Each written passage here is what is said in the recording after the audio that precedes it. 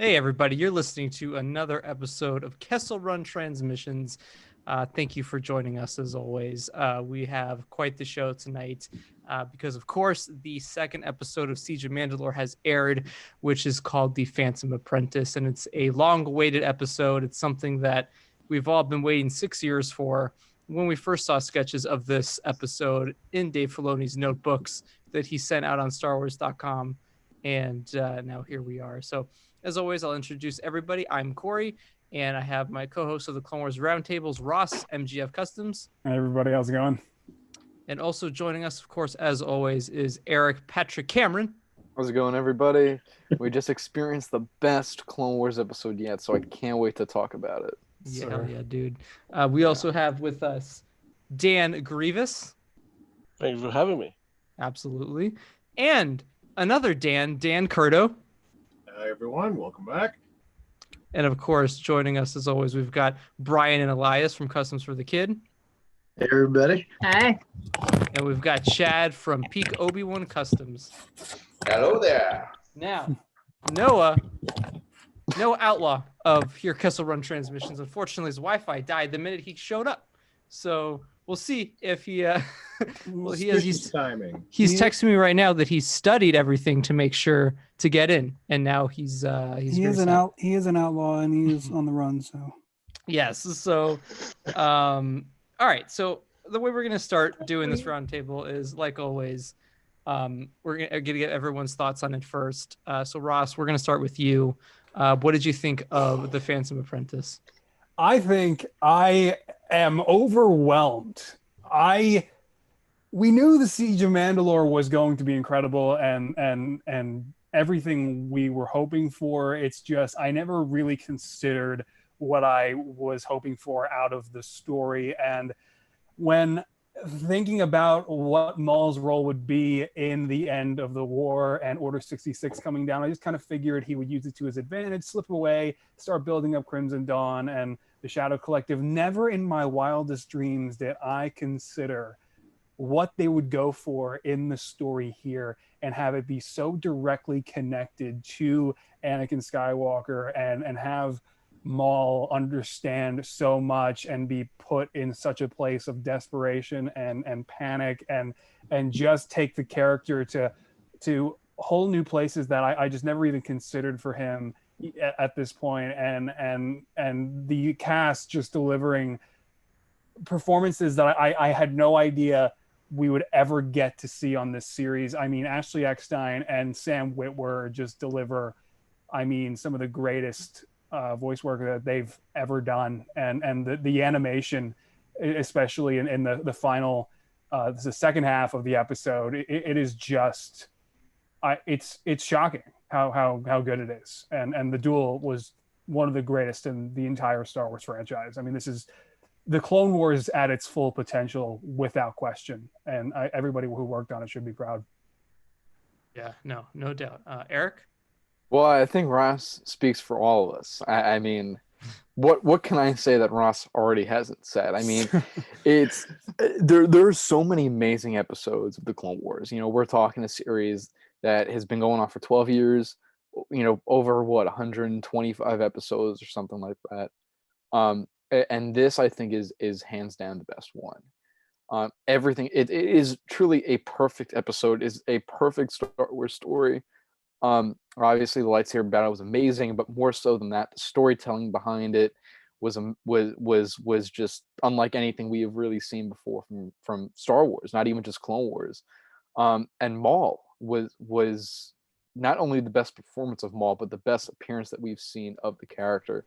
Filoni's writing, I mentioned this before we start, but the writing for Maul from Filoni for the animated series Clone Wars and Rebels has always been great. It was always unique, and his dialogue has always been my favorite. There was something about the way Filoni wrote Maul that was so unique, and this episode brings that to a whole nother level.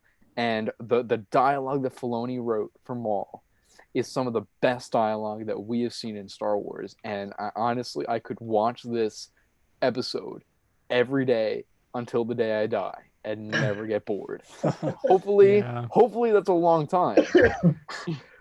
But it just it just really is a perfect Star Wars episode, a Star Wars story, and it also sets up so much. We've accomplished so much in this one episode. Mind you, we still have another 2 episodes. That's another hour, and we don't even know if the last episode, for all we know, could be 45 minutes or an hour. Right. We don't even know the runtime, so we could end up having another hour and a half of Clone Wars, and we have already gone this far. And the fact that we're already midway into Revenge of the Sith. By the time this episode ends, we're halfway through Revenge of the Sith. So more into the third act even. We're into the third act of Revenge of the Sith. We're pretty deep into Revenge of the Sith now. Yeah. Yeah.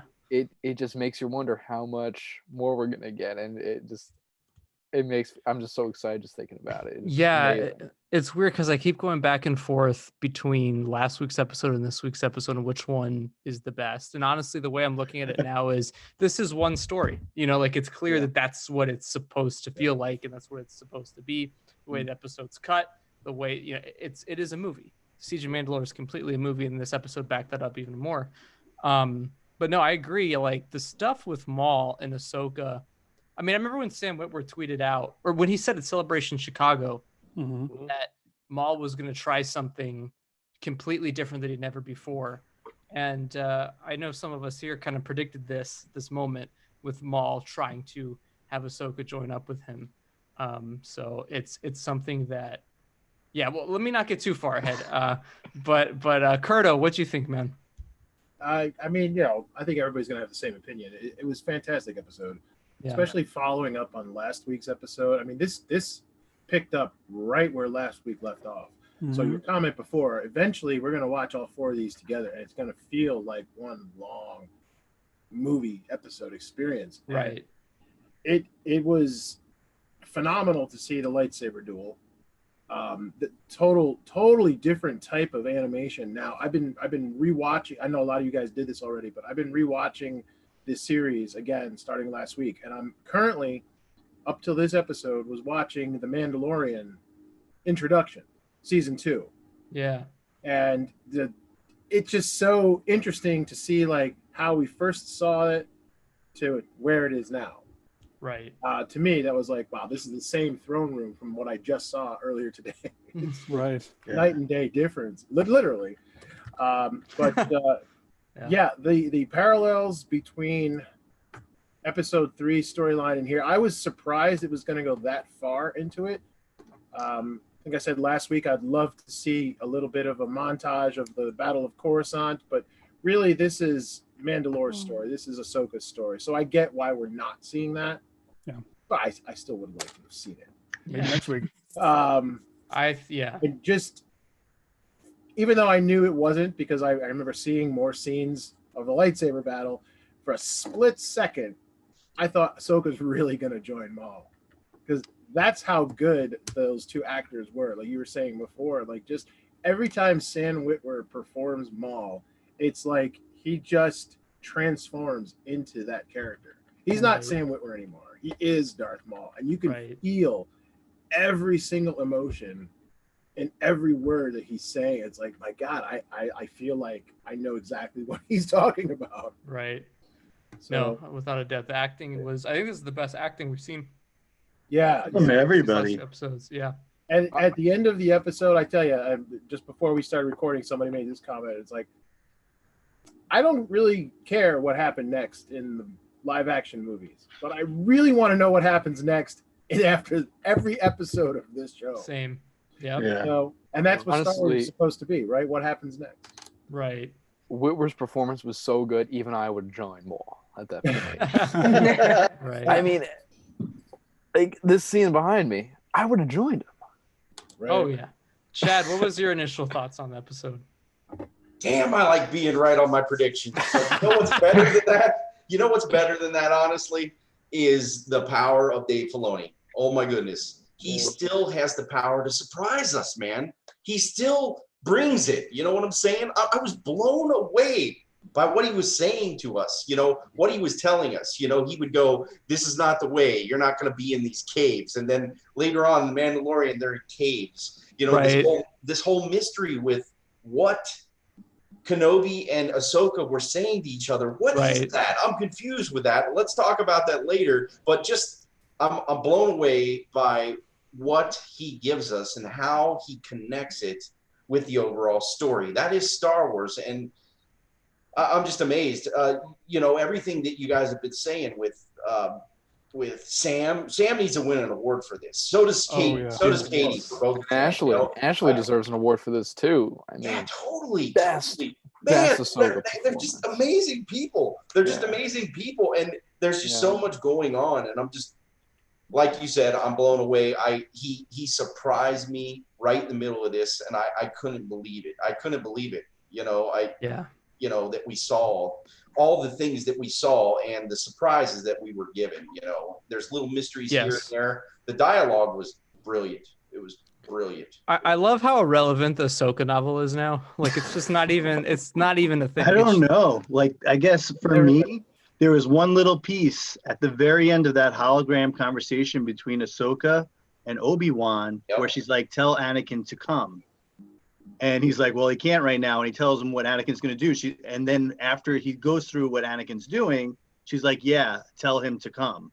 Like, she repeats, tell him to come. Right. And if the Ahsoka novel, if Rex and Ahsoka fake their death, it would explain why Anakin's going over to Mustafar with rage in his eyes, practically crying, killing everybody, thinking that they just killed Ahsoka and Rex. I love that prediction. Oh man. And that would really see why Anakin turned to the levels that he turned. Oh okay, man. You're going with the book. You're still going with the book. You're gonna blame the separatists? I don't know about the separatists, but he's just coming off the death of those two, and maybe in his mind. Right. If he does go to the planet like she's asking him to, and then he goes there, to fake graves. We'll see. Like, if that's the case, That's I do. great. If something like that were to happen, it would explain a lot. What's crazy too, man, is Corey and I were talking about this earlier today. Damn. We have nothing from that series finale. We don't know what's coming in the final episode. Yeah. So that's possible. Literally anything is possible in the last episode. I like the idea of Vader going to Mandalore and seeing the graves where he's in the full suit. I would die. That's too powerful. That's just what a great idea.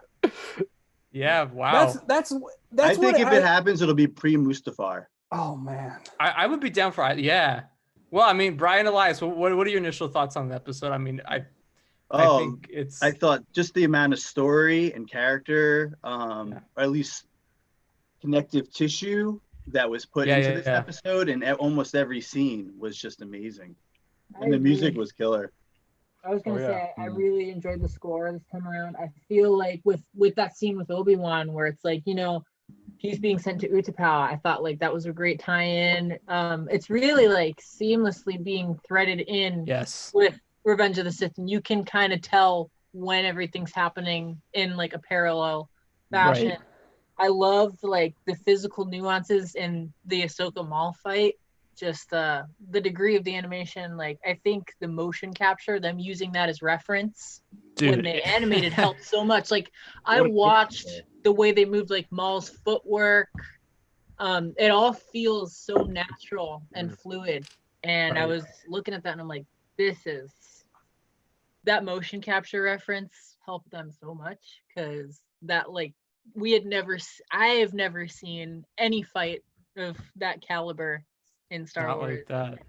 So I was blown away. You didn't realize until you actually saw them fighting how similar their fighting styles are. Very acrobatic. I think they both use Ataru.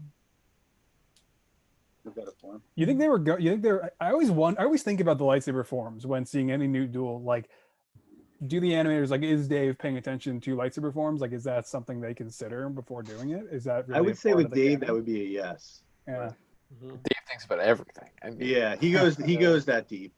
Yeah. He does. But yeah, just like who really could push the limits of what Maul can do or what Ahsoka could do than each other when it really comes down to it. Like the acrobatic moves that we saw from Maul in A Phantom Menace, and then just looking at the way Ahsoka, all her acrobatic moves through all these seasons. Right.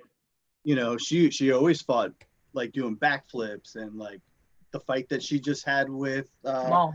no, I was gonna say in the Walkabout arc with, you know, fighting those two goons that were coming to shake down Trace. Yep. You know, she like those two were like probably the two best people you could pit against each other on screen. Yeah, Right. and Like a so much really more exciting fierce. fight. She's really aggressive in how she fights now. Yeah. Well, I mean, and I think it's all that She rage. was lunging at him. Yeah. Yeah. Dan Especially- Grievous, my friend, what did you think? Initial thoughts on the episode? Without repeating every praise that has been given to this amazing episode, for me personally, this episode is the epitome of what good Star Wars, actually epic Star Wars, should do, and that is improve other Star Wars projects and elements in the Star Wars universe around it.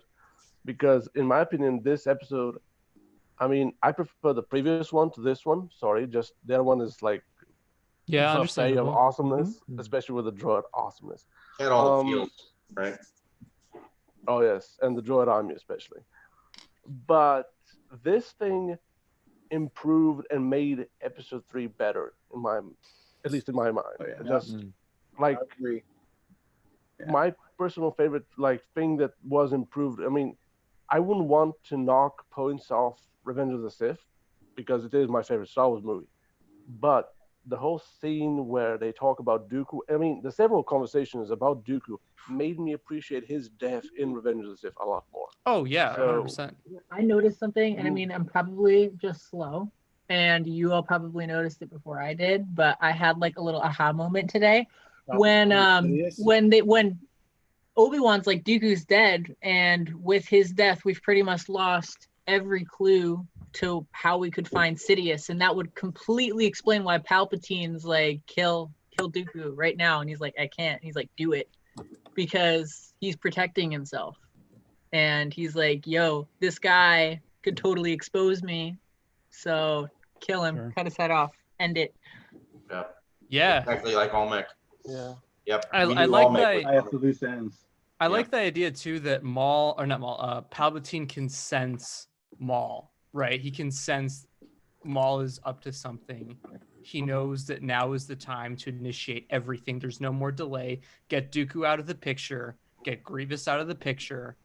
Let's get Anakin on board. We need to do this now because Maul is getting closer and closer to figuring it out. I mean, that has to be it, you know, Totally. because Yeah. okay, so let's we're gonna break this down moment by moment from the episode just so we can get all the juicy parts in one. So we're gonna start with the beginning, where obviously Maul and Ahsoka confront each other. They have the discussion, and Maul right off the bat knew her name, so obviously that's probably a Mandalorian told her, told him. And then of course we got the scene where he's talking to Darth Sidious, and the fear in Maul's voice when he says Darth Sidious is extreme. Like he is not. I mean, you don't hear Maul ever really fearful. He shudders. Yeah, he shudders in his voice. Yeah. It's almost like Voldemort or something like that. You're like, he's like Darth Sidious. Right. Sidious. Yeah, no, exactly. He's feeling that pain from Son of Dathomir, Oh yeah. Yeah. By the way, I love that they I made really want references that to Son of episode. Dathomir. Yep. I want Son of Dathomir. I don't. Oh I- yeah. They even made a reference to it, right? They And did. It's like, oh my Yeah, god. yeah. Maul was like saying like For busting Yep. it out. yeah, he was like, Mind after blown. you guys like broke me out of Palpatine's like custody and whatever, Mind and I was blown. like, oh, that's Yep. a total tie-in right there. I Yeah. appreciate it. Yeah. We need to have that. Question. I do. I agree. No, I mean, I think I said this on Twitter, but after watching this episode, they need to finish the series. They have to. I mean, it is so perfect. You know, what did it's you just think of the tweet from the lighting guy this week? Oh yes.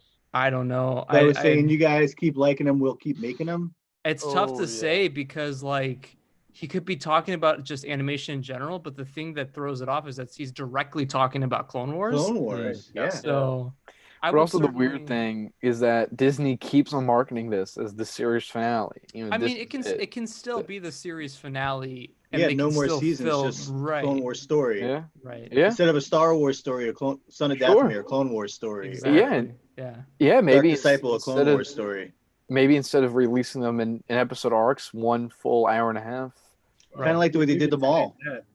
Yeah. So I think we got for me at least, one of the most surprising things of the episode was Ahsoka talking to Obi-Wan and finding out that Anakin is on a mission spying on the Chancellor. The connective tissue there was mind-blowing. In a million What I don't years- understand though, if you have Obi-Wan saying that Anakin got this position because of the Chancellor, and then you have Maul saying right. that he's been grooming Anakin Skywalker from day one, then can Ahsoka say in her head that, wow, the Chancellor, he's basically saying the Chancellor is Darth Sidious.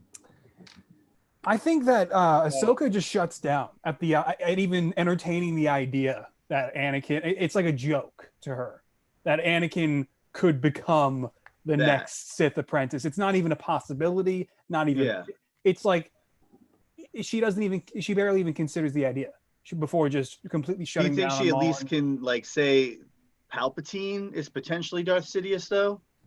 I guess, but it's staring it right in the face. She just stops listening to him. She just really stops listening to him the second he waves that in front of her. Yeah, dude. Honestly, like the Jedi had it in front of their faces for months before Revenge of the Sith. Like, I mean, Fives died for it, and then all of a sudden Yoda is basically being told that during the Yoda arc. I mean, they not to call them extremely dumb, but the Jedi are not the smartest people around. Luke called them in The Last Jedi. Yeah. Well, they were tools. So. Yes, exactly. They're just tools in the game. But yeah, that level of depth of Ahsoka knowing that that Anakin is on this mission, and now I got this comment a lot, and I want to ask you guys what you think of this. Obi-Wan specifically says to Ahsoka, "Please talk to him," and the first thing I thought of was, "Oh my God, if she had called him or something, could there have been a chance that Anakin would have looped her in to everything that was going on?" And like she said what Maul told her. Right, and being like, "Listen, this is what's going on. I'll help you with whatever way I can." Yeah. And was that Maul conversation after that though? Yeah.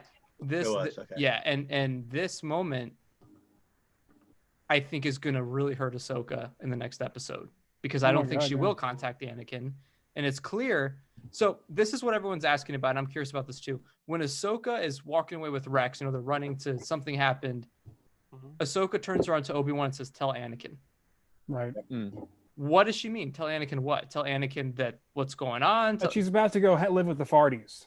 Oh no, that's not that. No. When she was saying tell Anakin, first she asked for support, and he said, "I can't send any support." She was like, "Well, tell Anakin to come then." And he's like, "Well, he's working with the Chancellor now." And she's like, "Right, yeah, great. Still tell Anakin. Yeah, okay. Tell Anakin to come." It was in a military support fashion. Tell him to come to Mandalore. Is that what you're saying? Yep. Yeah, if you watch the very end of that, the beginning of that conversation, when she's asking for military support, she asked for Anakin to come because he couldn't send troops. And then he explained that he's working with the Chancellor. She's like, "Yeah, great." At the end of the conversation, she's like, "Still tell him to come here." Right. And then, whether he comes or not is another story, but she wanted him to. Okay, I like that. I think that's pretty valid. Which I guess is going to make that even more heartbreaking. Because my question is like, is Obi-Wan going to tell Anakin all this stuff, or is he just going to keep it quiet, or because they all have agendas going on throughout Especially this. With Obi-Wan, he's always playing an angle. Yeah. So this brings us to the tunnel scene where a new clone trooper named what was his name? Sterling says that Jesse has been taken, and I'm like, nope. This is too early. We cannot lose Jesse yet. You gotta save him for Order 66 so it has that real impact. Yep. Oh my God! He'll get whacked in Order 66, man. Oh man! Probably by like someone. Oh, it'll be Rex. I guarantee you, it'll be Rex or Ahsoka. It'll be one of them. Yeah, I know. Probably Rex. But I really thought that he wasn't gonna. Like, all your predictions are too accurate. Like I find, like I'm watching these episodes and I'm like, well, that wasn't a surprise because we already predicted it and we were right. So yeah. So then we get Ahsoka Or no, we cut to Maul torturing Jesse, and that was hard to watch. Because in my head I'm just like, man, Jesse, he's the last one. That's it. Him and Rex are they're the OGs, the last OGs of the Clone Wars. Yeah. Like in terms of the clones, I mean, Fives is dead. Echo's just somewhere. Kix has been kidnapped. Like Carbonite. Hardcase is dead. I mean, Tup's dead. Yeah. Like I don't know why I just named all of them, but you know they're Still got Wolf. Well, Wolf's a 104th. I'm just talking about the 501st. Dogma's still out there. I'm sure he's in jail somewhere. Oh yeah, Dogma, right? He's just somewhere. Dude, Dogma becomes a mercenary, and no Dogma doubt. was a little crap. I hated him because I was like a little kid, and I was like, "Yo, he's telling on them." Not only did he grow as a person, he admitted he was wrong, and then he took action for him. Yeah, he did. Yeah. He straight up shot Pong Krell. He's probably so damaged by Pong Krell that he just goes around and starts hunting basilisks, and that's what he does after. Oh God, that's Dogma's story. Wow. to get too dark. I'm a basilisk. That was the story of how Dexter's Diner closed. Yeah. Oh my God. And he's on Coruscant in prison, so first target is Dexter Jester. Good night.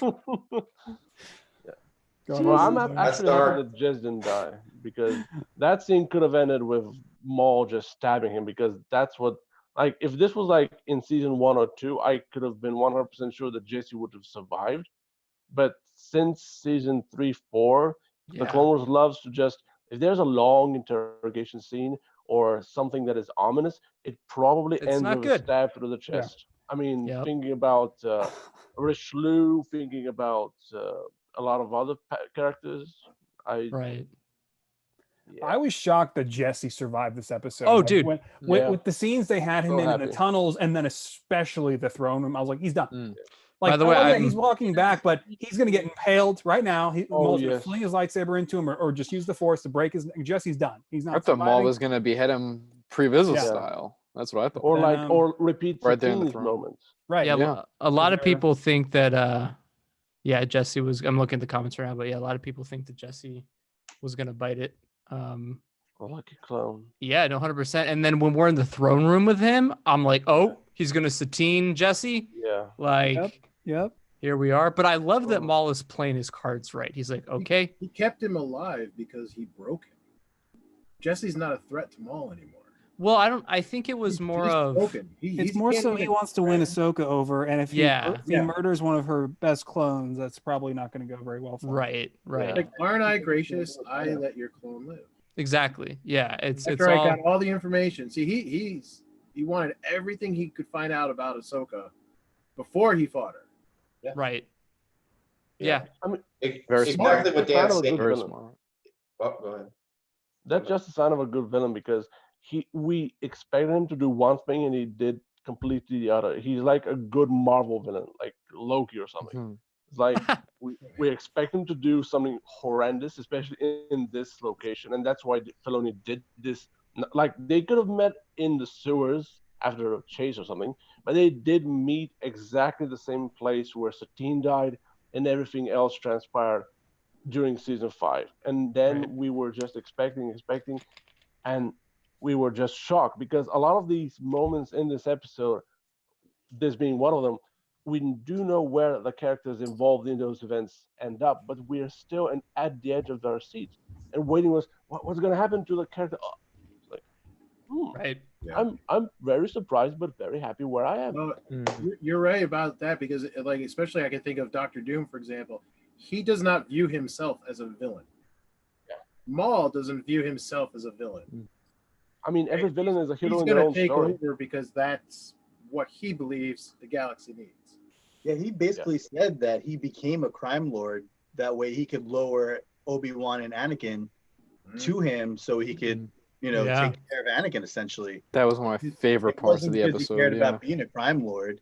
So he wanted to disrupt Sidious's plan. Yeah, let's talk about that scene. Orchestrating everything. He was basically saying, I had, like, my plan, like, as far as, he's basically trying to make the whole thing happen. Yeah. Well, how about, I forgot that before this happens, we see the death of Almec, who, of course, reveals to Ahsoka that Anakin is one of the targets. We knew he And was going out. We knew it. oh yeah, at some point I laughed so hard when I saw Almac in jail again, because I was like, this is I was gonna say- exactly how I remember you, in jail. Did anybody else have a sense of deja vu in that whole scene? Mm. Yeah. I'm like, I've seen this episode Yeah. before. Right. Like, Savaggio Press. Where's he at? Yeah, they kept the prison so similar, whereas like the throne room has been changed up a lot. The prison, they're just like paste. right. Right. Yeah, I think that that's definitely what I lost my train of thought. Never mind. Okay. You know what? I want to say something, that you guys touched upon a little bit with Maul. Did you notice he's tired? The guy is tired Oh, because he's done. he's playing chess in his head. Right. What we don't know that Dave brought back is that old idea that, like Yoda said, for a long time I watched this kid all his life. He looked away to the future. He was looking at Luke, kind of creepy if you think about it. But Maul he was tired because he was playing this chessboard. He was like, Right. Is it happening? Is it happening? I think it's going to happen. Not yet. Not yet. Let's fight.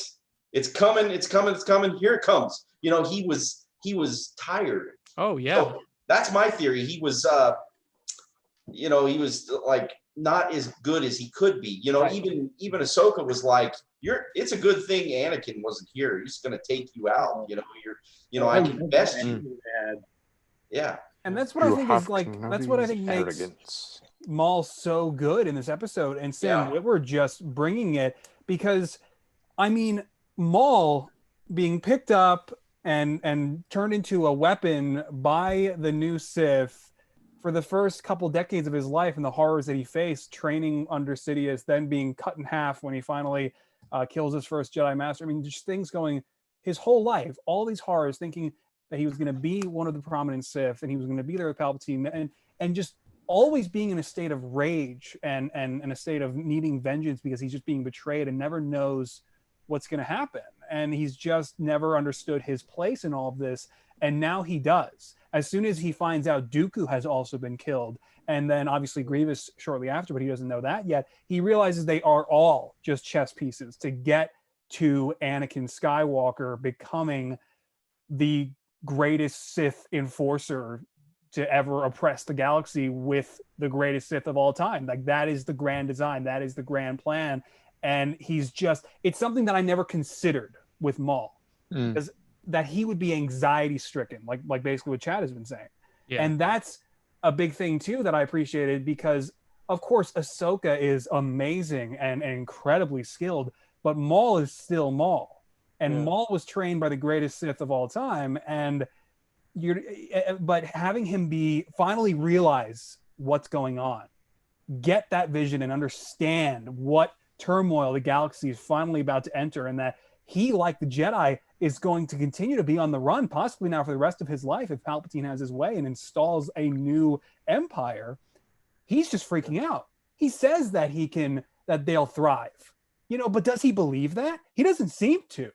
He's actually kind of freaking out. Yeah. And it's really interesting. It's just not something that I ever considered Maul would do, but it's so natural for the story and just absolutely perfect. And Sam Witwer just delivers it. Yeah, no, it's Well, the thing is, like, he thinks he is freaking out, but he is tired of all this little micromanaging that he's doing on the side, especially like this, like saying he's preparing for the worst. He's like a prepper. He's like a prepper, Michael Scott from The Office, and a lot of other things just rolled into one just because he's freaking out and reacting a little too much to some things. Like, even though I think his actions in the sewer when he's talking to Mark Krim, Zitron Mosh, and the best cameo in this episode, in my opinion, Dryden Voss. Dryden Voss. That's the moment I screamed, because seeing that connective tissue on screen was so epic. And the model looked, as everybody has stated, it looked great. Just a cameo for a couple of seconds, but it really just set up, because he has all these contingencies in place. Like, he's a mini Darth Sidious Yeah. because he's Yeah. getting ready for the big Darth Sidious to come knock. Like there's always a bigger fish in this case. And even though he just has all these plans, in the end they all just fall apart, in my opinion. Compared I to mean- with what Palpatine is planning, I mean, it's all for nothing. That's the sick game of the Clone Wars. It is the false war. Right. With how amazing Maul has been this episode, it makes you think back to, before season 4, before we even knew Maul was going to live. If someone said to you, hey, that dude that was cut in half by Qui-Gon Jinn 15 years ago and died, right? He's going to be the best villain in Star Wars. We would have all said, you're nuts. That's not happening. He's dead. Yeah. And now, he's been in the cards for almost 10 years now. 2011, 2012 he came back. Yeah. And he is one of the best Star Wars villains, if not tied for the best, with I find it hard Vader. to believe that there's still people out there that say that Maul coming back is stupid. Right. There's actually people out there that are like, "Wait, Maul's back," and I'm like, Well, They I, haven't Well, seen this the is all this material. extended universe. I think I read the Yeah. most disheartening Yeah. thing. Like Sam Witwer said that somebody who was working directly on Solo, one of the Oh. executive producers, Mm. didn't even know about Maul coming back, and didn't. Wasn't they were They- sorely confused. They brought back Peter Squitzigivitz, whatever his name is, Yeah. and He just what's said a his name? fiddle I don't know. He just said a fiddle. What just happened? Yeah. Oh my Listen, god. they It was brought- amazing. Solo was amazing. Oh my god, my face was melting. I was just like, whoa. Yeah, no, knew I it. mean, I knew my it from the shadow. I was just like, oh my god. yeah. they're not num- going there. My point is like, if you don't If know you're that- going to work on Star Wars, Yeah. you need, and you're going to introduce a character that's already been in film, and you're being paid millions possibly here. You can't do a Google search. No, you're not, man. Well, That's what's so mind-blowing to me about some of these producers working on Star Wars, is that this is not like some extended universe, as I think JJ once called it. No, this is in continuity with the main films, and just do a Google search. It's very easy to do. But yeah, they apparently got Peter Serafinowicz, there you go. And I thought I got it. And it wasn't working. It wasn't sounding right. And then Sam Witwer was basically like, hey, that's because I'm Maul now, and Peter hasn't voiced Maul in a few decades. Maybe I should I should be hired.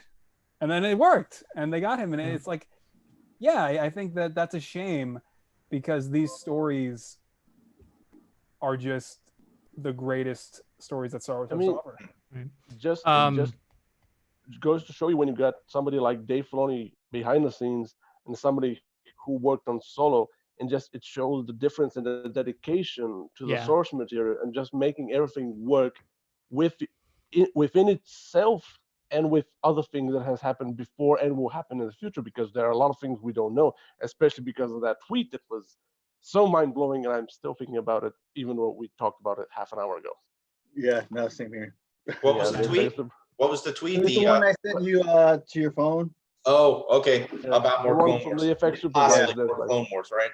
Yeah, and it's like there's so many things happening and they're all connected. But then if you have people like J.J. Abrams who just work in a bubble and just ignore everything else, that lessens the impact of the work on everything around them. Like, in of itself, the works that they do are amazing, but to their respective fans. But of course, nothing can compare to this, where Dave Filoni has planned and will continue, I think, to impact Star Wars for the future, and that's what he knows, and that's the genius of Dave Filoni. There's nothing happens by accident. Hell yeah. So I think one of the most mind-blowing aspects of this episode is the fact that Maul says to Ahsoka that he's seen a vision, and that he knows that Anakin is being groomed to be the next apprentice. Now, I was thinking about the episode title, the Phantom Apprentice, and I'm like, it's Anakin. Yeah, it's completely hands down. Yeah. So how crazy was it to go from Maul having never met Anakin, having never met Ahsoka, Anakin never even talking about Maul in the Clone Wars, to Maul has had a vision that Anakin Skywalker will be the next Sith Enforcer, and he's going to completely uproot the galaxy and install the Empire. It's like, whoa, it was a lot to process. Yeah. Yeah. I'll blow your mind even more. He almost runs him over on Tatooine. It does. It does. I wonder if he realizes that was Anakin. Yeah. Maybe that's He's what's this getting little him kid. inside. Well, he can use I the was world running between. over. He can use the canon fixer, the world between worlds. You need to keep somebody alive or take somebody out. Just we have a new edit button. What was the visions that Ahsoka had? Didn't she have visions earlier in the Clone Wars? Well, she had visions of Aura Singh killing Padme, and then Yeah. dealing with Jabba the Anakin had a Hutt. vision of himself being Vader. That's The true. brother Mortis. showed him. Yeah, that got wiped. Oh, out. yeah. The brother showed him like, this is your future. You're gonna become Vader. But you're yeah, gonna kill a bunch of But younglings." he I'll clicked let the you go reset with that. button, and unfortunately, I mean that's Right. the beauty But he and doesn't- curse of Mortis. Yeah. So I think that part blew me away because I genuinely now thinking about, as we were watching Revenge of the Sith, Maul was going to try to kill Anakin during that time frame. And that's something that it's just inconceivable as a Star Wars fan, right? Yeah. That's something that was going on during Revenge of the Sith, that as Anakin was fighting Count Dooku and all this, Darth Maul's plotting to kill him. That's crazy. So one thing I will say is I think if Ahsoka didn't know that Anakin was also, someone Maul was targeting, she would have gone with him to fight Sidious for sure. But since Almec had, spilled the beans, that was kind of it. Not even just that. It's like, man, Maul tries honesty one time, Yeah. and he's attacked. I mean, it's like the poor dude. I mean, he's like finally ready to stop killing people to go kill the guy, and Ahsoka's like, nope. I love that. Maul's like, listen, the Jedi are gonna die. Let's just go and get the people who are gonna be responsible.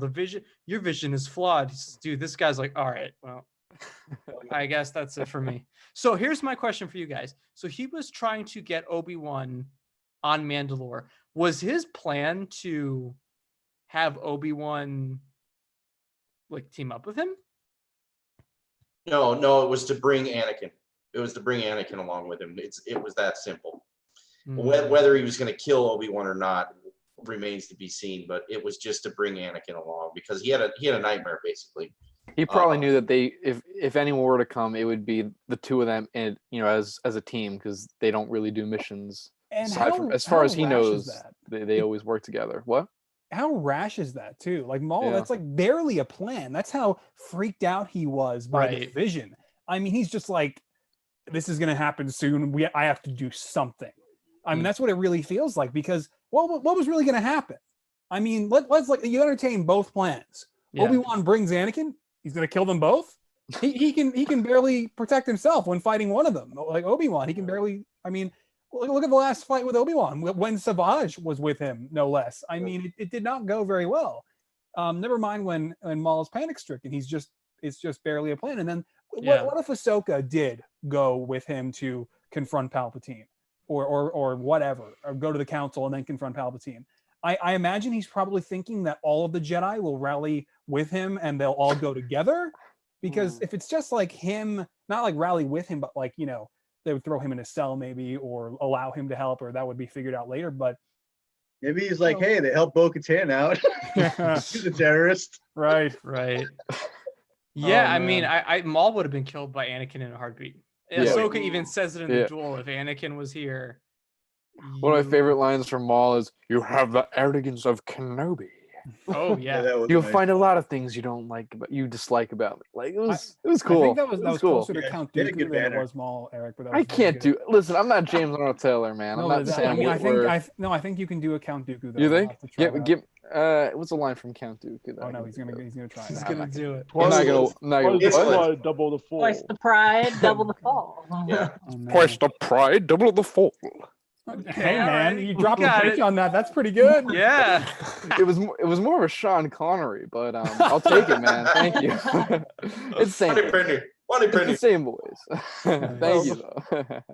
The thing yeah. is, if Maul was captured in this episode, like if Grievous was captured and not killed, and Dooku was captured and not killed, they would have been eventually assassinated by accident. Something would have happened. Like Grievous would have just been crashed by something like a building or something, or Dooku would have just been lost in the underworld and just being executed by something horrifying. It's like Sidious is a mafia boss. That's basically he's cutting loose ends, and Maul is the last one. So nobody was gonna survive this. Just he was not gonna allow this, even though Palpatine is the one who looked like he was pooping himself when he was gonna crash the Coruscant. So he's not the guy with every answer, but he does have a lot of answers. So, the one shot where you see this big explosion and the windows just bust, and you see Ahsoka and Maul. I mean, they don't even flinch, dude. I want to like bring attention to the score in that scene. Like it was so soft. It was different from what we're used to, but like it carried so much intensity with it, especially with all like the embers and the glass going through the air, and he just like reaches out his hand. Man, we talked to Kevin Kiner like before the season picked up, and I mean he really made it clear that his sons do contribute a lot, as well, and it's like the three of them together now. I mean, they construct some of the greatest themes Star Wars has ever had, and Old Friends Not Forgotten last week brought some of the best scoring to Star Wars, period, that the series has ever had. She opened that case of the lightsabers. Oh my god. It not only pays tribute to the legend of John Williams, but it also creates something so unique to the Clone Wars that sounds absolutely incredible. And it sounds Clone Wars. It sounds like Clone Wars. Did you guys No, go ahead. It's fine. When Almec died, and told Ahsoka that it was Anakin Skywalker, they played Palpatine's theme. They did. Yep. I heard. Straight up. Amazing. And I was like, that's interesting. Wasn't that the Imperial March? Was it? No, it was Palpatine's. It was the track they used in they definitely played Palpatine's theme when with Obi-Wan. Yes, sorry, I was mixing it up. Yeah, with Obi-Wan. When he said Skywalker. Yeah, that was the Imperial March. Right. Yep. Yeah, and it was the riff they used in during Palpatine's entrance on Return of the Jedi in the hangar. Yeah. So the music, like especially the music during the duel, because that whole trailer shot was incredible, and the music was really soft, as Elias said. But the music for the duel was perfect because it felt so like the Clone Wars, with so many like percussions and drums.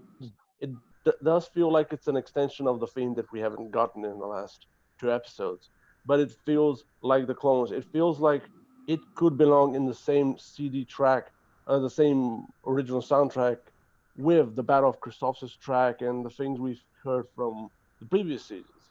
Right. And it just goes on and on so beautifully, and it's something I could just remember over and over listening to and just paying attention just to the music. Wow, that's been something that's not been very present in the last couple of movies, live action movies, by the way. And I think sometimes Kevin Kiner, when it comes to the Clone Wars, he outdoes himself, and maybe in terms of the recent projects, does outdo the master, because that's something also 100%. Star Wars teaches. Yeah, no, Kevin, this soundtrack from this entire arc is better than anything in Rise of Skywalker. 100%. Kevin Kiner is creating iconic moments now with these tracks in this arc. I mean, when Ahsoka, when she finally the second the track kicks in, when she hits the docking area on Mandalore, and like right in front of the city, she lands, and that theme kicks in, and it just continues to build as the Mandalorians come in behind her and the siege begins, and you get that moment with Rex. That's going to be iconic in the Star Wars series now. I mean, that's right. So and the whole music during the battle, like he had a theme just for the Battle of Mandalore. Yeah. Not the duel itself, but the thing that was happening on the bridge between the clones and the Mandos. which Right. personally I would love to just listen over and over on it on of its as a solo track, just listening on it. Yeah. On repeat. One thing to add too is I know a lot of people have pointed this out. When the duel begins with Maul and Ahsoka, you can hear a screech, which sounds like Palpatine. But I will say this: it's not. And the only reason I'm saying it's not that scene where the Jedi confront him, is because the hologram scene with Mace Windu has not yet occurred in Clone Wars. So Mace has not confronted Palpatine yet. Yeah, to be honest with you, I think it would be kind of awkward if like everything was synced up. I mean, it's one thing to have like the Battle of Coruscant and when they first are going into the Invisible Hand and Revenge of the Sith, for that to be kind of happening at the same time as the landing on Mandalore. But then when you start going like, oh man, Maul versus Ahsoka happening right when Palpatine's being it's like, all right, let's calm down. yeah, and I like the theory, like it was good, and I think I would totally support the theory if we had already gotten that scene. I personally think that'd be cool if that's what was going on right at the same time. But it's not. But I will say it is definitely that scream. It is undoubtedly that screech of the Palpatine gives. It's just I would have loved if they did the growl from the Vizsla fight, if that was in there somewhere. Yeah, because that was such a cool touch back then. Well, do you guys think that Maul was initially fighting Ahsoka to kill her? Yeah, he was. What am I talking about? He's like, yeah. Well, when she's not going to help him. Yeah. Bye. So he only said I have to teach the apprentice a lesson. It was almost as like something like he said to Savage. Right. I almost feel like he brought attention to the fact that she left the Jedi Order of her own volition, kind of, in conversation. I think he had every intention of seeing, like, he was open to maybe Ahsoka being his own apprentice, I think. Yeah, or Ezra reached through the world between worlds and gave him some spoilers for his one last lesson line. There you go. From the season 4 finale. Yeah, the dark side. What you're talking about, the dark side is always going to be the dark side. When you hold out your hand, you're doing it for malicious intent. It's the way the dark side works. You're like, I'm going to dominate galaxy, and that's him putting out his hand saying, let's do this. It may sound good, but it's really what she says in the end. No, you're just going to replace him yourself. You're no good. I'm going to kill you. I genuinely think, and this is probably up to interpretation, obviously, but I genuinely think that in that moment, Maul actually might not have had malicious intent. He might have actually been like, okay, this is going to be a problem for everybody. Because if Sidious survives and the plan happens, the galaxy is going to change. Everything is going to be different. And I mean, Maul wouldn't survive. Like if Maul went to go kill Sidious and Ahsoka helped, the Obi-Wan or someone, Anakin would have killed him, So it's like, there isn't really a scenario where he could even replace Sidious because they would get him eventually. He's out of moves. Then we have to hide in pockets wherever we can find power. Right. Yeah, he was going to build from the shadows. He was out of moves. He was out of moves. Yeah. And like you guys were saying earlier, he is genuinely terrified. Like anytime he brings this up, he's terrified. So, the lightsaber duel, phenomenal. Best of the Clone Wars, 100%. You could tell that it was motion capture suits. It looked beautiful. The entire duel was phenomenal. I don't have any complaints for it. I mean, they nailed it. If this is the last lightsaber duel in the Clone Wars, this is a great way to go out for sure. And I have to, we have to acknowledge the environment. I mean, when the throne room was phenomenal, but when they get up, I believe it's like the ceiling of Sundari, like Raptors, the top of the dome, and like the beams that kind of hold it all up that they're fighting in. Yeah. Who came up with that idea? It's amazing. It's fantastic. It's visually just godly, and it just and you see the whole city below. It's like I was not prepared for how good that looked. Yeah. It brought me straight back to that D23 photo that we all saw last year with Ahsoka on the beams, and then seeing that play out was just like, oh my God, we're here. It's happening. Well, personally, I think it's maybe this whole thing. Maybe I'm reaching in this, but maybe them fighting so high above everybody else is another metaphor for how much more like more above everything else, because everybody down there is the clones, the Mandos fighting. That is a battle that's going to happen, it's going to pass. But what they're fighting is above everything. It has higher value, it's like, or at least higher meaning to the whole thing of the Clone Wars, in my opinion. It has a metaphor. This Absolutely, whole conflict Oh, in the yeah. rafters. for sure. So it's, Right, it's like superior, like levels of everything. Yeah, Right. it's bigger than just retaking Mandalore. Yes, Right. exactly. One thing that me and Ross were oh, hold on 1 second, guys. Let's go ahead and get Jesse in here. Ah, yes. So glad he's still alive. Oh wait. We get that's right. We have to congratulate Jesse when he comes in Yes. here that his clone is still around, still kicking, is still good. So here's something that me and Ross were talking about earlier. Do you guys think that Maul is aware of the clone's role in all of this? Because I don't think he is. I don't think so. I think I feel like he would have said something already, because he kind of gave did say Ahsoka this in Final everything Act. he knew. He did say something that he And said that he doesn't know what's going on. He doesn't know the end game. You know, he doesn't know what's Right. going on. He wasn't privy to that knowledge. I He thought he started was to put it telling together Jesse. because go ahead.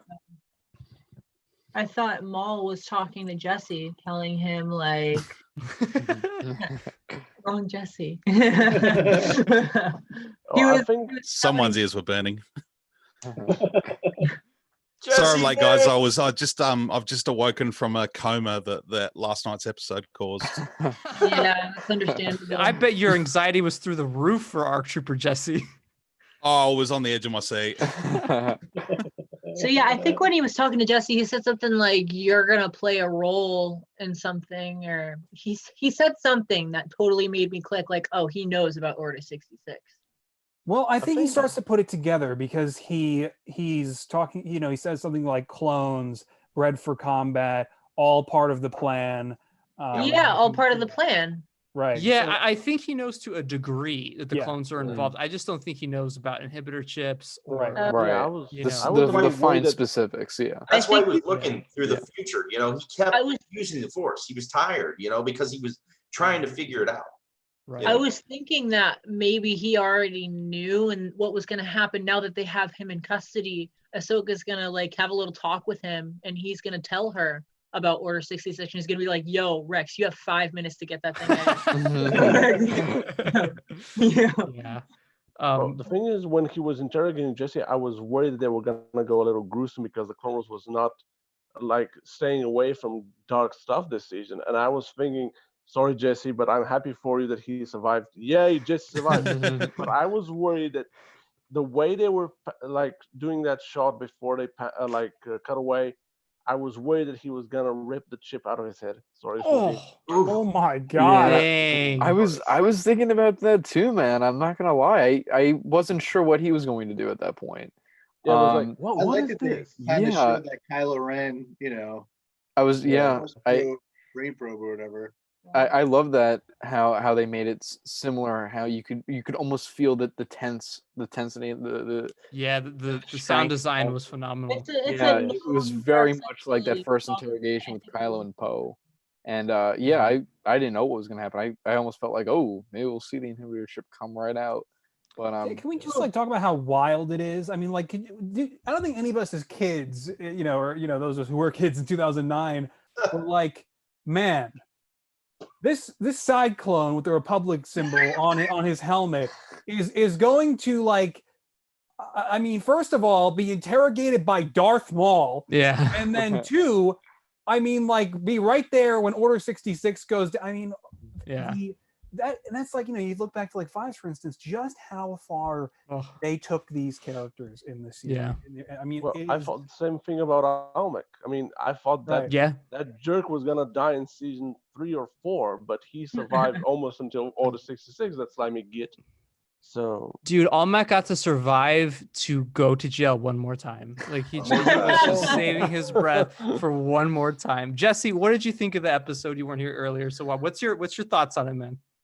I really haven't spent a lot of time processing my thoughts on this episode. Like I said, I just came out of my coma, so no, I was literally on the edge of my seat from start to beginning. I've watched it 3 times now, and I will watch it 3 more times over the weekend at least. There's just so much, and when you analyze it more and more and more, you start to see so many like just little hints and links and stuff between what's happening in episode 3 at the same time. Right. Yeah, everything that when you start realizing, like I've been reading a lot of theories about when the window sort of blows in towards Maul and Ahsoka. I'm sure you've spoken about it already, but it's sort of people are saying that happens at exactly the same time that when Mace is fighting Sidious, that the window blows out in that room. So just all these little subtleties that are just right there, and you can just pick them out. It's an incredible episode. Oh yeah, I think like we said earlier, the biggest things of this episode are all the Revenge of the Sith tie-ins. You know, the craziness. I'll say it again, but the craziness that Maul was aware of all of this. Like Darth Maul, a character who, like, when the prequels were coming out, was already dead. And then just to think that during that time period he was still alive, thinking, I'm gonna kill Anakin. I need to get Obi-Wan here too. I went back and watched. Oh, go ahead. I was just saying, like we have tie-ins to possibly the Mandalorian, like we talked about it earlier, when the Mandalorians were, I guess, in the gutters with Maul, and he's like, this is not the way. This is not the way. This is not the way of your people to be here in the gutters. Oh, but it is the way.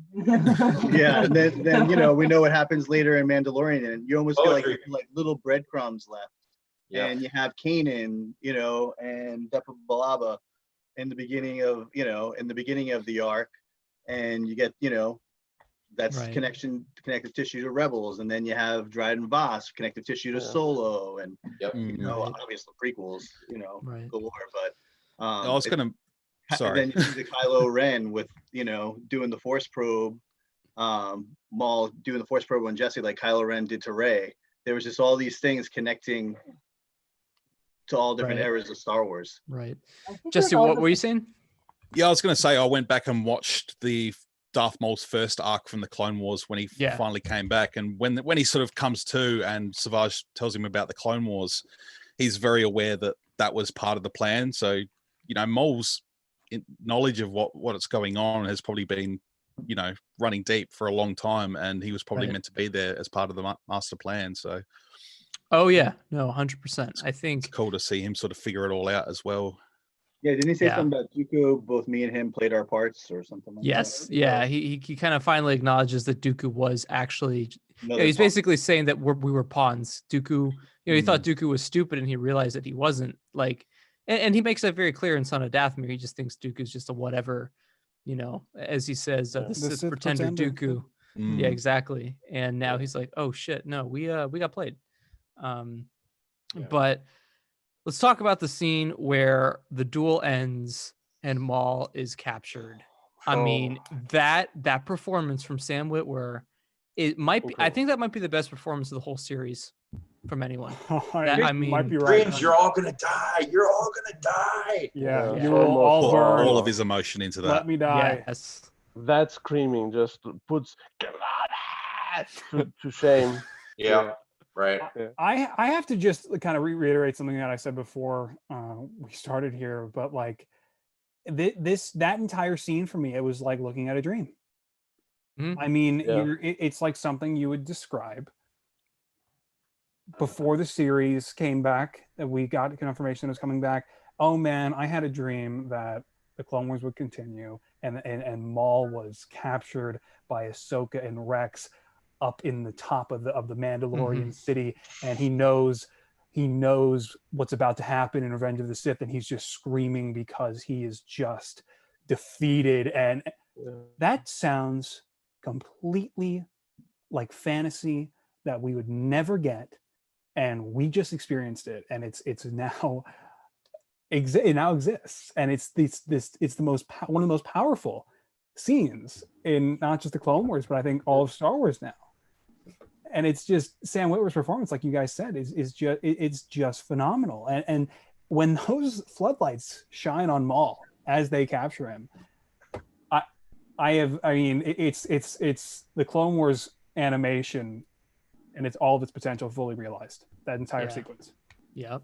It's there's something so scary, I guess that's the best way to say it, of Maul being like, let me die. I mean, he's done. He is scared. He knows that this is it. It doesn't matter what happens. They're all dead.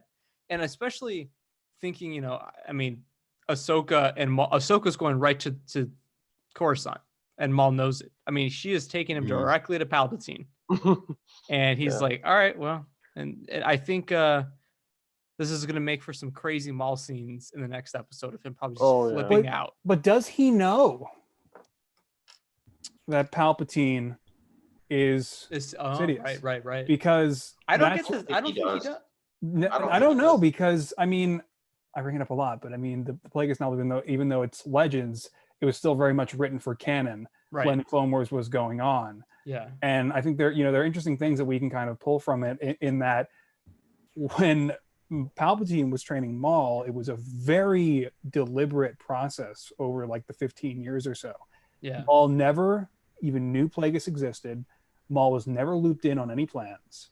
I don't even know if Palpatine ever revealed who he was as himself beyond Darth Sidious and just his Sith Master, and that's all you need to know. I feel like if Maul knew that Sidious was Palpatine, he would have told Ahsoka, because now he is desperate to get rid of this guy. He's desperate for any help he can get. He's acting like he knows where to go once she teams up with him to take him out. That's actually a good point. I was going to bring that up. Is how would he know where to go? And how to take care of it. But why wouldn't he tell Ahsoka that it's Palpatine? That's next up. He did, because he was saying, he's Anakin's mentor.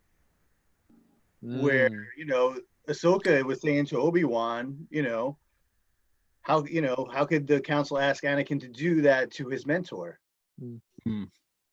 Right.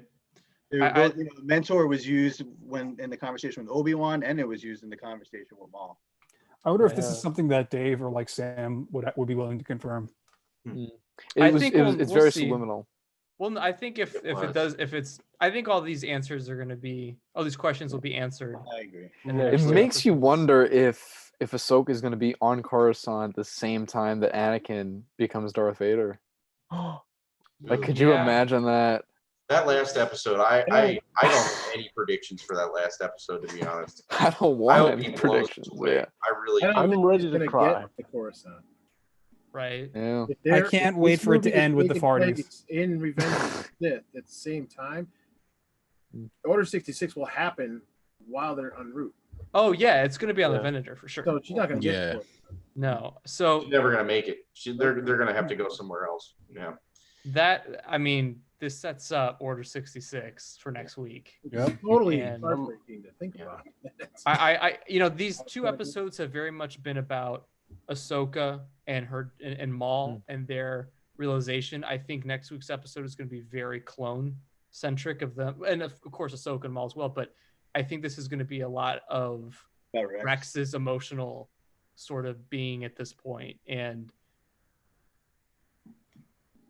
I don't know. I'm still waiting for that awesome line that, like, without this war, we will not exist. Right. Like, that line is still coming. One thing that me and Ross noticed was in all the trailers, everything we've gotten, there is not one shot for the series finale. Nothing. There's nothing. So we have no idea what territory that's going to be. I think they're going to blow us away with that last one. That's why I have no predictions. I give it up after this. It's like all I got is that Ahsoka and Rex escape. That's all we know. Yeah. So my only predictions for next week would be, I think, as we see the trailer, Maul somehow escapes while on the Venator has to fight off clones. I think we're going to see. I can't wait for that. Or will Ahsoka let him go? Yeah, will Right. Ahsoka let Well- him go? Is that intentional? Is that why he's running in the hall? Knowing that, knowing that Maul can go and create a bit of unrest in the underworld now that the Republic's fallen and the Empire's sort of beginning. Could Ahsoka know that Maul could, cause a bit of disruptions to all that in the underworld? It's tough because, like in Rebels, Maul says to Ahsoka that running again, Lady Tano. So Yeah, true. Yep. So I think Ahsoka escapes and maybe leaves Maul on the bed. Okay, I have a prediction. I have one more prediction. Oh, here we go. Maybe she lets Maul go. She just kind of like goes, okay, see ya when I see you. There's something where she has a choice between either capturing Maul or saving his life, and she chooses Rex's life. Or yes. Yeah, there's just not enough time. Exactly. It's one or the other. She's like, I'm going to save my friend. I can't wait to see how they handle this sequence, because this is like the culmination of the arc that we had with Fives and just the dread that was produced from it, and just the thought of how Rex and Ahsoka and how they are eventually going to react if and when Order 66 would come down.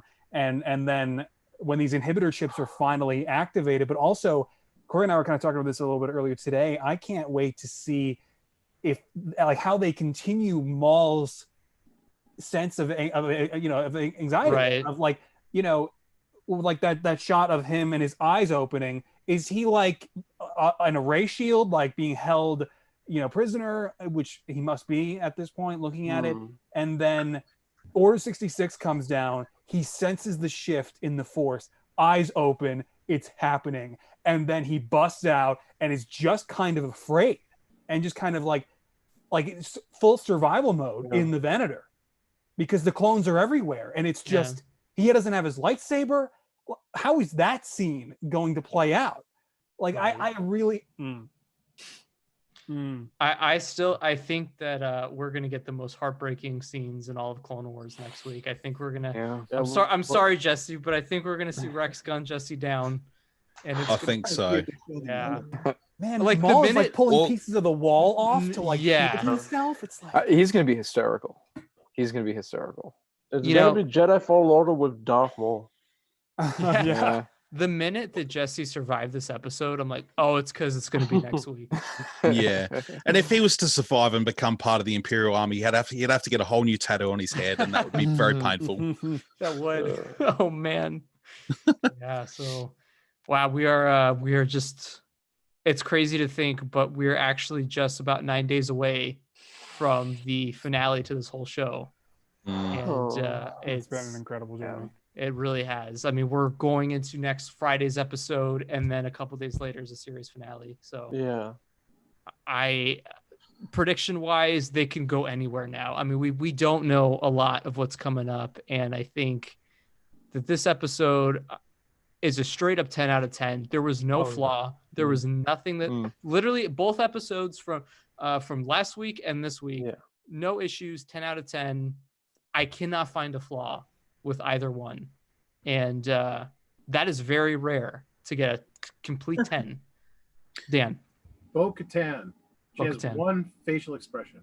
She does. Mean as hell. Mean as hell. Right? Scowling Badass. all the time. Yeah. Man, she almost got crushed by an elevator this time. She did. Do you think when this is all said and done, and we've got the 4 episodes, do you think they're going to give us the option to be able to watch them all back to back in a formulaic edit that lets us watch it as a film? I mean, we didn't have the That's to happen. Yeah, we didn't have the newsreel this week. Opening this week, so yes, I would say that Right once. into it. I would say after May 4th, they'll put, or maybe even May 4th, they'll put it all out. It's gonna be a movie. I said this before we started, but I was even thinking when this whole thing ends in the real world and movie theaters start to reopen, it would be amazing if they decided to do a theatrical release of this, and it would not only be great for fans, but it would also be great for Disney, because it would be a cash grab. They any money that they lost in these last couple of months, they'd be able to make back from this. So I mean, all of us would be there. I'd see it 10 times in the theater. Oh yeah. I mean, I would get AMC stubs just for it. See it 3 times a day or however many times they like. Oh my god, it would be amazing. So I think I'll give everyone his opinion on this. I do think we're going to see Rex make the connection and think about what happened in the Fives arc and be like, oh shit, like I really think that's going to happen, where he's going to be like, yep, that was right. This is what's happening. Everything's going to happen this way. Now, the question is obviously, who's Fives? No, do not listen. I know Echo just forgot all about him. But like, oh yeah, no Bad Batch. No Bad Batch on Mandalore. That prediction that I made is wrong. So they did not make an appearance. I do not think we'll see them anymore. And man, after seeing Dryden Voss, I was like, oh, we were so close. They could have slipped in Moff Gideon too if the Mandalorian had started production just a little bit sooner. Yeah. You could have had him on a Venator, man. In my head canon, he's on one of those 3 Venators above Mandalore when the siege first starts. Yeah. So we'll go through everyone real quick. Favorite scene and rating. I'm going to start real quick. I'm going to give it a straight 10 out of 10. And I think my favorite scene is obviously Maul and Ahsoka having that conversation. And also right as the window bursts. And I mean, that whole 2 minutes, that's peak Clone Wars. That's peak Star Wars storytelling for you, like completely. So Ross, favorite moment and rating. 10 out of 10 instantly. But it's so tough. I would probably have to go with what you said with the Ahsoka Maul conversation before the duel breaks out. Yeah. But man, that final scene with Maul and the gunships. Yeah. It's tough, but I would probably have to agree with you. It's just 2 perfect scenes in this episode. The whole episode is perfect, but you know what I'm saying. Yeah, 100%. Eric? I mean, again, 10 out of 10. My favorite scene, it's a long one. It lasts about 28 minutes. I just did what I was going to say. I'm sorry, Brian. I'm sorry. Okay. But,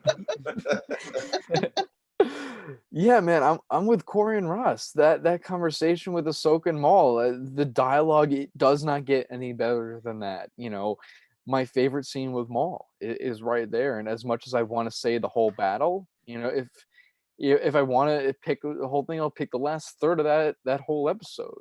You know, but when Maul finally reveals everything to Ahsoka, chills right down my spine. It was great. Performances. I know. And I said this last week, where you can really feel, starting with the Siege of Mandalore, you can feel the tension leading up to Revenge of the Sith and Order 66, and all the stakes are high. And I thought I was having anxiety last week. The stakes are so much higher this week. It's very tense. It is just nonstop thrill, and I can't wait to see what they're gonna do these next 2 episodes. This is truly the most thrilling arc of the Clone Wars, and probably the most thrilling Clone Wars, Star Wars story that we've got. Yeah. And Clone Wars is known for having its great thriller arcs, because a lot of the creatives are fans of thriller movies, and this is just nonstop heart pounding action, and it's phenomenal. 10 out of 10. Chad? Oh my gosh, it was this subtle moment. I can't say it verbatim, but it was Darth Maul down in the tunnels, and he's describing Dark Sidious as this evil that surrounds everything. You know, it was just this tiny little moment. He's just like, he's so fearful, and they captured it so well. He's just like, Darth Sidious, he's everywhere, or something to that effect. And that was my favorite point. But also the Obi-Wan going, you know, telling us that we're right in the middle of Revenge of the Sith. That was like, I see dead people right away. I love that too. So it was like 10 out of 10 for me too. It didn't give me the, you know, like the emotional feelings that I had last week, but man, it was really intense. Really intense. I loved it. 10 out of 10. Absolutely. Nice. Brian and Elias? Oh, for me, I guess, like, I would have to say I did like the entire episode, and like little chunks of it I liked for different reasons. But I'd say I'll just go for the duel between Ahsoka and Maul for the fluidity and the physical nuances and the cinematography. I love what they did with the camera, like with Ahsoka and Maul's banter, you know, Like she's Yes. kind of like throwing shade, and like she crosses the camera's like panning over to the left, and I'm like, ooh, that is some nice camera movement, like the Yep. screenplay of that situation. I love the Close-up lightsaber of the- twirl. The Oh yeah, close-up of that oh lightsaber my God, coming that was was a read right amazing. there. She was totally looking at Rose Tim. 100%. Brian? 10 out of 10. I haven't decided my favorite scene yet. Okay, all right. Yeah. We'll get I have to do more rewatches. we'll get you next week on that one. Okay. Dan Curto. So my favorite scene, I mean, obviously Ahsoka and Maul going at it. That was like the phenomenal scene. But I really love the fact that Obi-Wan Kenobi was actually even in this episode, because I was not expecting Right. I was not expecting the parallel to that point in the film. Right. I didn't think we were going to be there yet. And even though Obi-Wan is sort of like, you know, the crazy uncle to Ahsoka, I mean, they wasn't really her mentor, but they do have that relationship still. And you could tell, again, like I said this last week, this is the last time they're probably going to see each other. Oh yeah, and I'm glad it's Right. on a positive note. Yeah, And not but it's just like, Ahsoka, I got to tell you something. And I'm like, oh shit, here we go. Right. But yeah, I just that part I was not expecting. Obviously, the whole thing I've mentioned before, the way Sam portrays Darth Maul, I can feel every emotion. Have you ever watched him like in the recording studio? Oh, it's wild. He's like Insane. insane. He doesn't just read the Yeah. lines. yeah. He's like the Well, voice method. acting equivalent of Hugh Jackman as Wolverine. Yeah. Yeah. He's very method when he gets into it. It's Oh, 100%. amazing. phenomenal. And you can actually, I just picture that in my head as I'm watching these scenes, and I'm just like, wow. And then once again, I said this last time, I really wish we could get action figures of all these great scenes and characters, but we won't. The Amen. ship has sailed, man. I mean, this whole time I've been Yeah. painting another one. This Yeah. is how it is now. I gotta say, I Very was looking back at the 2-pack they did in 2014 that I have, the Kenobi Maul that is Right. Clone Wars, but they have Ewan McGregor and Ray Park on the box. That Maul is relatively close to the one we see now, but yeah, I would do anything for a set of Clone Wars figures. I laughed a little bit when I forget his name, Almac was dying. He said Skywalker, but I'm like, come on, say it, Sky. And I'm like, Right. oh, he didn't do it. Perfect. I thought that would be a funny nod. It was perfect. Jesse, what'd you think? Or what's your rating and your favorite scene? Rating is instant 10 out of 10 like everyone else. Still haven't picked a favorite scene, but there was a moment, I'm not sure if you guys have covered it yet, but it was the chat between Obi-Wan and Ahsoka, and right at the end as she turns around, she says, "Tell Anakin." Did you guys discuss that at all? Yes. Yeah. Yeah, What's okay. your play on it, real quick? Just So tell my us- play on it now is, now that I've heard that, it takes me straight into Revenge of the Sith when Anakin's burning up on the lava shore and Obi-Wan saying, you know, "You were my brother, Anakin, I loved you." Like, it's almost like he's delivering that line on behalf of himself and Ahsoka at that point, Oh, and that damn. just makes it even heavier. Oh, Chosen One. God, yes. Oh, Like, that's Wow. almost like Obi-Wan conveying another last message from Ahsoka to Anakin, because I don't know, we're at this stage now where that conversation between Ahsoka and Obi-Wan, has he left for Utapau yet? So has he had his final moment with Anakin there on the ship, on the No, he said shipyards? he's on his way to- Right. not yet. He's going there. He's getting there. Yeah. Yeah. You know, I think that would make sense. You know, just kind of her, you know, like sort of alluding to having him mention to Anakin, just saying, "I love you," because the Jedi obviously being null and void of emotion and being so against all of that and attachment, it's like something that has to be spoken under their breath or just kind of implied instead of just being said outright, even though obviously nobody's listening. It's just kind of, there's an apprehension to even saying it when you know, you're talking to somebody who's still a Jedi. That would make sense. I kind of like that theory. I like that. You know, back in the previous arc, Ahsoka did refer to Anakin as her big brother as well. Right. So Yep. there is that little connection there. So I would love it if that's, yeah, if they redid that scene and we see like Anakin burning in animated style. And you see as Obi-Wan's walking, you just get that moment, right? Like where he's walking out of that. And yeah, I love that. That's I'm not gonna look at Revenge of the Sith the same ever again. Like this arc has changed it, and it's great. Yeah, like I said, yeah. That's how I feel. I feel like I gotta watch episode 3 again. Oh, Me 100%. too. I actually did. The best Star Wars movie. I was like, you know what? I Revenge of the Sith so much, so I'm gonna watch it again and it'll be different. Even though it's the same, it's different. You know? So much piece together this arc in Revenge of the Sith completely chronologically. Make that 4-hour cut. That yeah. You know, when I was actually rewatching Revenge of the Sith this morning while painting, and when he embraces Padme and says, "I thought they would never let us come back from the Outer Rim sieges," I felt like that guy had just walked right out of the Bad Batch arc. I mean, it did feel different. It's wild. Yeah. Mr. Tikas, what did you think, or what's your rating and your favorite scene? Well, it has to be 10 out of 10. I mean, anything else I think would be blasphemous.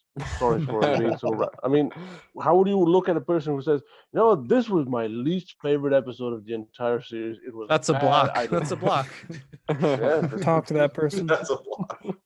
Yeah, like, forget it. Nobody needs that negativity in their life. But my favorite scene has to be, again, around that little hologram of the city with Bo-Katan, Rex, Ahsoka, and Obi-Wan. And when they're talking about Dooku and Luke losing the connection and the mystery of Darth Sidious being, you know, the last person who, like, the moment he says, like, it has been lost with Count Dooku, and Ahsoka says, like, what happened? It's like, because Count Dooku is dead. It's like the way he says it. I'm not even giving James Arnold Taylor justice. I'm not doing him justice for the way he says Dooku is dead. Like, there's even the way he says it. Killed him. Yeah, it's like, and I just love that moment. Just gives more weight to Dooku's death in episode. In that he's almost carrying a bit of regret on Anakin's behalf there as well, on having killed him. Right. I mean, we already saw Dooku's death in the Clone Wars style in season 6. Yeah, exactly, in season 6. So thankfully, at least we saw that. I mean, yeah, it was a vision, but we did see Dooku one last time during that episode. It was basically one of the last episodes before. It was the last episode before season 7. So. It's kind of weird if you think about it now that was Dooku's last appearance in the show, and it's major foreshadowing of what Obi-Wan talks about in this episode. And like we mentioned earlier, it gives more meaning to the scene in Revenge of the Sith when Palpatine says to Anakin, "Do it." You know, this is completing the mission. This is eliminating any more information that the Republic can get from any separatists around, and it was great. It was great. Yeah. Well, alrighty, guys, we'll be back next Friday with our roundtable on Shattered, the second to last episode of the Clone Wars ever, where we're going to be seeing Order 66 go down. I don't even know. It's like it's that in the finale. I have no words. It's going to be insane. Like, we are in for a massive. It's going to be 2 hours of us just staring at each other and puddle on the floor. Just going to be like, I'm down here. I'm dying. Yeah, it's going to be I'm so happy. It's going to be rough.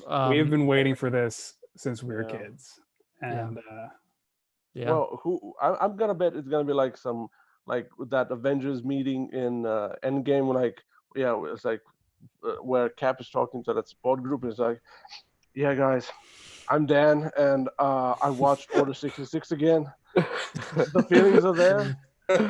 Exactly. When Clone Wars ends, we'll continue these weekly, but it's just going to be support. It's gonna be support. Clone Wars AA meetings to follow.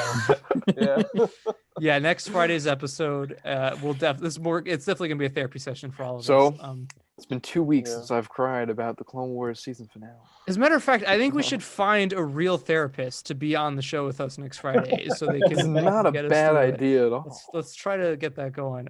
But no, I gotta say that after watching this episode, Lucasfilm Animation absolutely needs to maintain this quality going forward. Like, I really hope that the popularity of this season warrants going back and doing some of those arcs that were already in the process of being made. The Cad Bane arc, Yeah. the arc. the Darth Maul, son of Dathomir arc, Dark Disciple, and yes, the Tikis arc.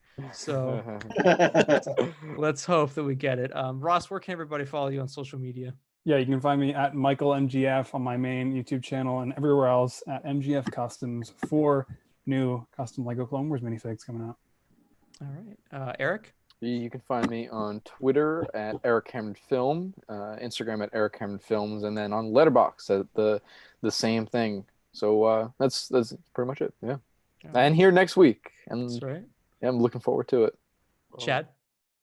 You can find me on Facebook at PicoV1 Custom Creations. You can also find me on Instagram at PicoV1 Custom Figures, making 3 3/4 inch dreams happen.